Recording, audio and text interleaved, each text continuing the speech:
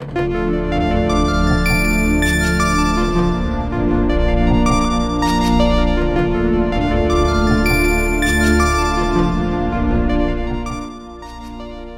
you tend to question my application of Cosmism in the Restored Gospel, then this video is for you. No less an authority than Dr. Hugh Nibley, a BYU Religion Department professor, now deceased, and recognized authority on all things ancient, says the same things I do about Cosmism and the Restored Gospel. Is cosmology an inherent part of religion? This is the question that comes up. Let's look at some examples. It's a strange thing. They call it cosmism, and it is banned from religion today. You're not even supposed to mention it. This is an interesting thing because it used to be the whole show. Fancy. Two things here. First, it is banned from religion today, from Mormonism as much as from Christian theology. We consider it suspect and dangerous, even pagan, and therefore evil. Yet in ancient times, it was the whole show, as Nibley says. In archaic cultures, rehearsing the events and images formerly seen in Earth's heavens was what they did. Indeed, all they did. Beliefs, traditions, rituals, ordinances, holy days, stories of cosmic events, which we mistakenly call myths, historic monuments, temples, and sacred sites, all of it was designed to recall events seen in our heavens during the so-called Golden Age or Patriarchal Age. Indeed, Cosmism was, as Nibley said, the whole show. Now, modern scholars shun the question of cosmology. It's poison. It only complicates theology, they say. It was one of the crimes of Joseph Smith to bring it in and so forth. They associated it with magic. Modern scholars, including our own LDS crop, like Skousen, Crowther, Pontius, McConkie, or Gigliotti, to name a few, shun cosmology. They avoid it like the plague because they believe it to be worthless at best, dangerous at worst, because it sounds metaphysical or non-spiritual to their untrained ears. They don't know what to do with it. Indeed, as Nibley said, they avoid it like poison.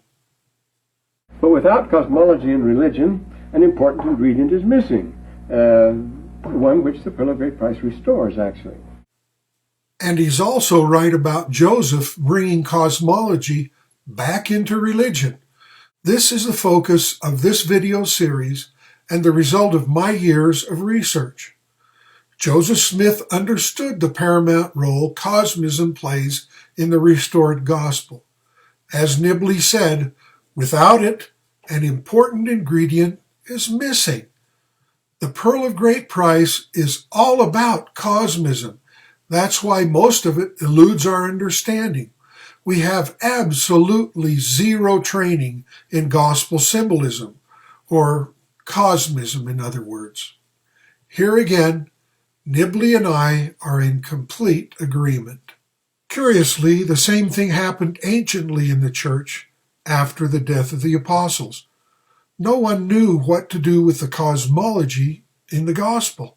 Scholars were embarrassed by gospel cosmism, so they did the natural thing. First, they opposed it, then they eliminated it. Next, Nibley explores the historical treatment of cosmism by current and early scholars. Both believe cosmism to be a corrupting influence on Christianity, one that had to be eliminated at all costs. It was the cosmological speculative ideas which repelled the fathers of the church more than anything else. They detested them, they loathed them, they fought them savagely tooth and nail. Fathers of the church, mentioned in the 4th and 5th centuries, would do anything to suppress that teaching that the cosmos has anything to do with religion. Isn't that strange? The two do not belong together naturally. In fact, that cosmism and religion are absolute enemies. You can never mix them.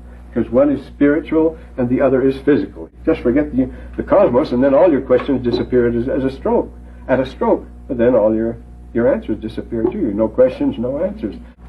And it was shared by the Jews and the Christians up to the 5th century, and then they dropped it like a hot potato. They wouldn't have anything to do with it.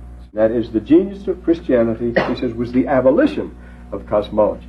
But there was no cosmos in religion. And when anybody tried to introduce it or go back to the old Jewish teachings or the early Christian teachings, they were guilty of the cosmic heresy. They were guilty of being Gnostics and so forth.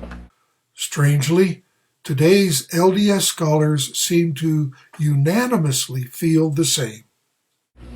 As we noted before, we're above that primitive nonsense. The early Christians may have believed in that, but of course we know better than that. We're scientific. But here's the question we must ask ourselves. Where did it fit into a purely spiritual, abstract, allegorical theology? Without that cosmic background to underpin it, the idea of salvation is not sufficiently confirmed. It's not strong enough. You need that underpinning because you can't leave that out of it. Only when the human passion of a divine Savior has a cosmic background does salvation seem sufficiently assured. So now you have it from two sources, me for one, and a preeminent LDS scholar with impeccable credentials for the other. They call it Cosmism, and it is banned from religion today. If you can let go of your preconceptions and prejudice, if you can ignore all the negative voices out there telling you Cosmism has no place in Mormonism, then a whole new world of gospel knowledge opens to you.